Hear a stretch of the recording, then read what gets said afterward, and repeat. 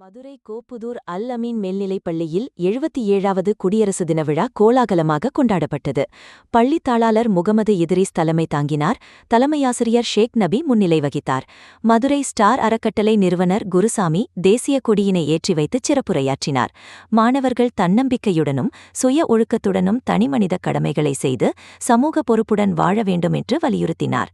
மேலும் தமிழ்நாடு பள்ளிக் கல்வித்துறை சார்பில் மாநில அளவிலான குடியரசு தின வாள்சண்டை போட்டியில் வெற்றி பெற்ற மாணவர்கள் யாசின் மற்றும் அமீர்தீன் ஆகியோருக்கு பரிசுகள் வழங்கப்பட்டன. இந்நிகழ்ச்சியில் மதுரை தேசிய நெடுஞ்சாலைத்துறை நிர்வாக அலுவலர் மீரா மோகன்ராம், தமிழ் ஆர்வலர் ஆதித்தா ஆகியோரும் கலந்து கொண்டு சிறப்பித்தனர்.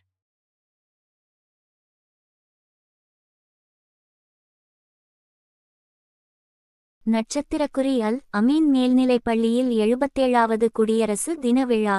மதுரை கோ. புதூர் அல் அமீன் மேல்நிலைப் பள்ளியில் 77வது குடியரசு தின விழா கொண்டாடப்பட்டது. பள்ளித் தாளாளர் முகமது இத்ரீஸ் தலைமை தாங்கினார். தலைமையாசிரியர் ஷேக் நபி முன்னிலை வகித்தார். தொழிற்கல்வி ஆசிரியர் முகைதீன் பிச்சை வரவேற்புரையாற்றினார். மதுரை ஸ்டார் அறக்கட்டளை நிறுவனர் மற்றும் தலைவர் குருசாமி தேசிய கொடியினை ஏற்றி வைத்து மாணவர்கள் தன்னம்பிக்கையுடனும் சுய ஒழுக்கத்துடனும் தனிமனித கடமையாற்றிட வேண்டும். நீர்நிலைகள் மற்றும் நீர் ஆதாரங்களை பாதுகாத்து சமூக பொறுப்புடன் மற்றவர்களுக்கு பயனுள்ளவர்களாக வாழ வேண்டும். கல்வி ஒன்றே நிரந்தரம்.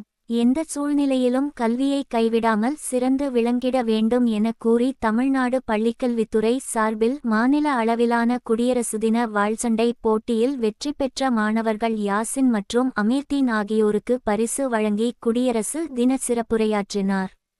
மதுரை தேசிய நெடுஞ்சாலைத்துறை நிர்வாக அலுவலர் பணி நிறைவு மீரா மோகன்ராம், தமிழ் ஆர்வலர் ஆதித்தா ஆகியோர் கலந்து கொண்டு விழாவை சிறப்பித்தனர். தமிழாசிரியர் தௌபிக் ராஜா நிகழ்ச்சியினை தொகுத்து வழங்கினார்.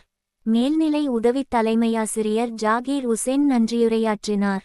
விழா ஏற்பாடுகளை ஆசிரியர்கள் மற்றும் அலுவலர்கள் செய்திருந்தனர்.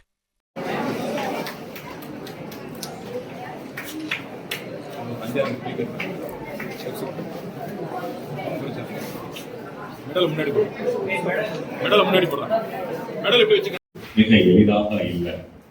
அவர்கள் அவசரமான நேரத்தில் அவசரமான தருணத்தில் அவர்களுடைய சொந்தக்காரங்களை அம்மா அப்பாவை சேர்த்து விட்டு மிகவும் துன்பத்தில் ஆழ்ந்த அந்த அரசு மருத்துவமனையில் இருந்தார்கள்.